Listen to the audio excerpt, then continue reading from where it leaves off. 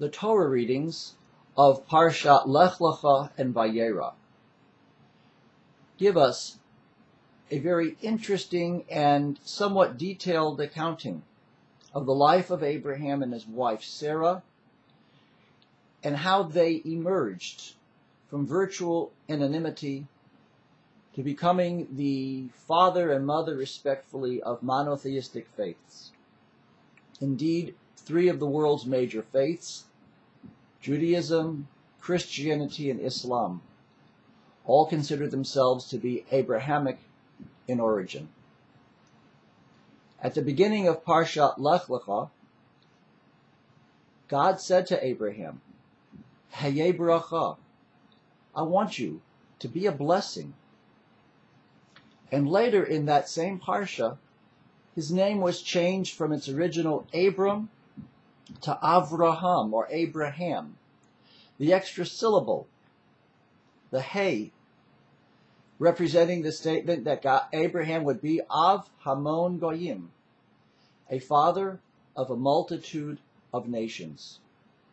And as this platform of faith has traveled the journey of time, we find so many religions today seeking blessing and sharing blessing through the Abrahamic model.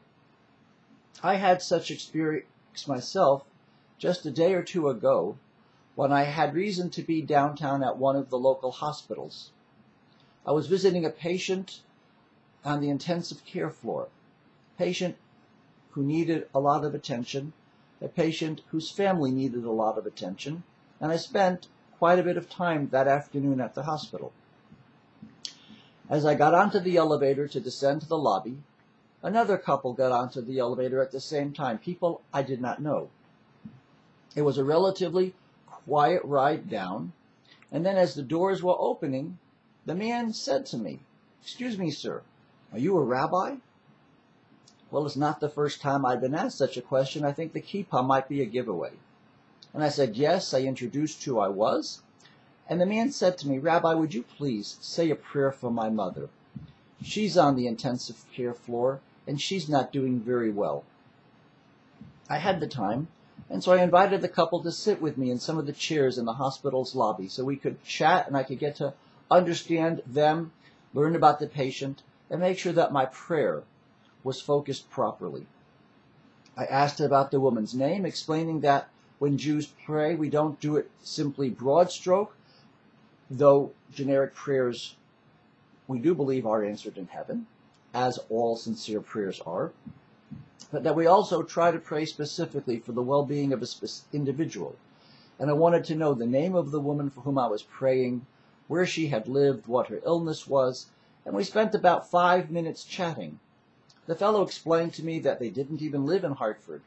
They lived in a suburb, in a country town, that they were Catholics, had been Catholics for as long as he could remember. I told him that it didn't make a difference, that illness was not a religious experience.